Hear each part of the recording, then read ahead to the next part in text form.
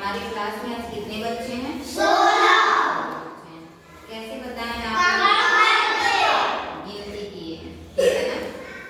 आप लोग अपने दैनिक जीवन में डेली यूज करते हैं किस चीज का? और आज हम लोग को क्या पढ़ना है? गणित ही पढ़ना है, ठीक है ना। तो आज का मेरा टॉपिक क्या है? गणित। यदि कोई पूछे कि गणित किसे कहते हैं, विज्ञान पढ़ते हैं तो कोई पूछ देता है कि विज्ञान किसे कहते हैं, तो आप लोग बताते हैं ना, क्या बताते हैं कि क्रमबद्ध सुसंगठित एवं सुव्यवस्थित ज्ञान को हम क्या कहते हैं? विज्ञान कहते हैं।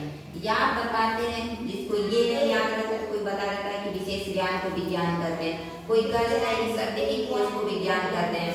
उसी तरीके से मेरा गणित है, गणित भी लोग पूछ सकते हैं कि गणित किसे कहते हैं, तो आप लोग क्या बताएंगे? गणना करना,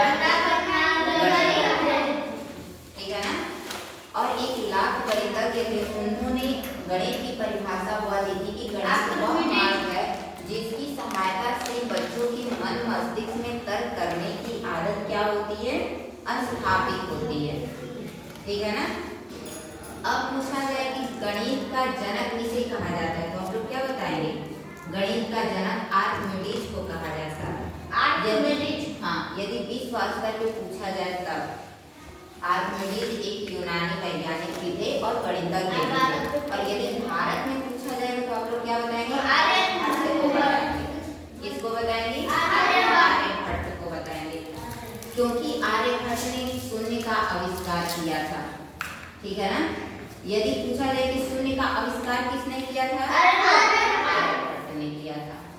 अब हम लोग को पढ़ना है गणित के भाग। गणित कितने प्रकार का होता है? 3 प्रकार का। पहला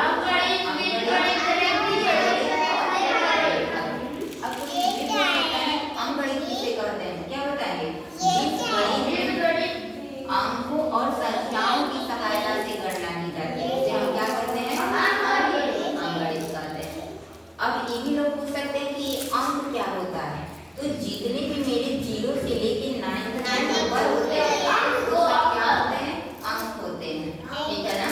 और जहाँ 1 से अधिक हुआ, 10 हुआ, 245 हुआ, जिसमें इकाई दहाई सैकड़ा, मतलब दहाई से एक अंक से अधिक संख्या क्या हो जाए? शामिल हो जाए, तो वो क्या बन जाएगी? संख्या बन जाएगी। आगे समझ में ना। अब आप लोग कोई संख्या बोलिए।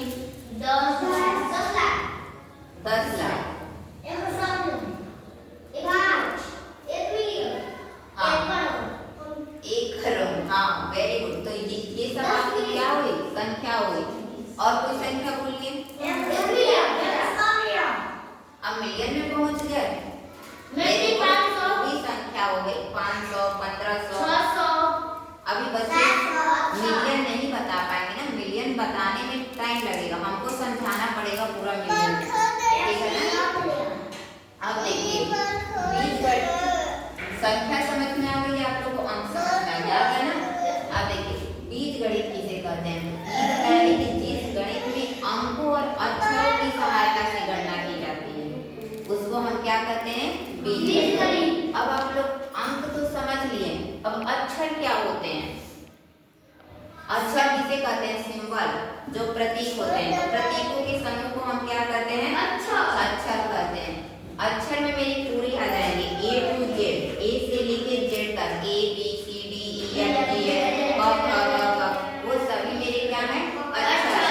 जैसे देखिए गणना की जाती है, अब गणना कैसे करेंगे? देखिए ध्यान दीजिएगा यहाँ पे, जैसे हमने दिख रहा है सबको, जैसे हमने लिखा है, देखिए 4 इंटू अक्षर लिखा है, अक्षर लिखा है ना, 4 गुणे क, ये क्या है? अक्षर है, और ये क्या है? अंक है। अब 4 में क का गुणा करेंगे तो आपका क्या हो जाएगा? 4 क होगा, क होगा, ठीक है ना। और यदि देखिए क में क का गुणा करेंगे तो मेरा क्या होगा? क बना। अब देखिए गुणा में घात होता है 1 2, गुणा में घात क्या हो जाता है? जुड़ता है, 1 और 1 2 हो जाएगा, तो क स्क्वायर हो जाएगा, ठीक है ना। यदि देखिए A+ A कितना हो जाएगा? A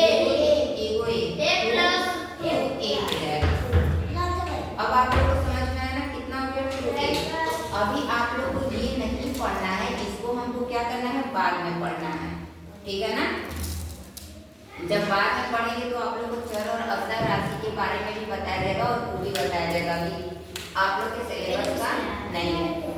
अब आते हैं हम लोग रेखा गणित, ठीक है ना। अब रेखा गणित किसे कहते हैं? जिस गणित में बिंदुओं और रेखाओं की सहायता से, बिंदुओं और रेखाओं की सहायता से, रेखाओं की सहायता से गणना की जाती है, गणना की जाती है, उसे हम क्या कहते हैं? रेखा गणित। अब देखिए जैसे ये बिंदु हमने बना दिया, बिंदु हो गया, उसके बाद हमने क्या किया? रेखा किया। तो जिस गणित में बिंदुओं और रेखाओं की सहायता से गणना की जाती है उसको हम क्या कहते हैं? रेखा गणित कहते हैं, ठीक है ना। अब रेखाएं कितने प्रकार की होती है? तीन प्रकार की होती है। कौन सी रेखा होती है? एक पहला सरल रेखा होती है, दूसरा होता है वक्र रेखा, दूसरा होता है और तीसरा होती है टेढ़ी मेढ़ी रेखा होती है। अब आपका सरल रेखा कैसे होता है? एकदम सीधा होता है। और वक्र रेखा कैसा होता है? ऐसे होता है, टेढ़ी मेढ़ी। आ गया समझ में? इतना क्लियर हो गया? सबको आ गया है? किसको आ गया? बहुत अच्छा। अब फिर पूछेंगे तो बता देंगे ना। चलिए आज के लिए इतना ही, फिर उसके बाद पढ़ेंगे, ठीक है ना। आगे का पढ़ेंगे। अब गणित के बारे में जाने कि गणित किसे कहते हैं, समझ में आ गया है ना। गणित के कितने भाग होते हैं, गणित के जनक कौन है, ठीक है। चलिए बहुत अच्छा।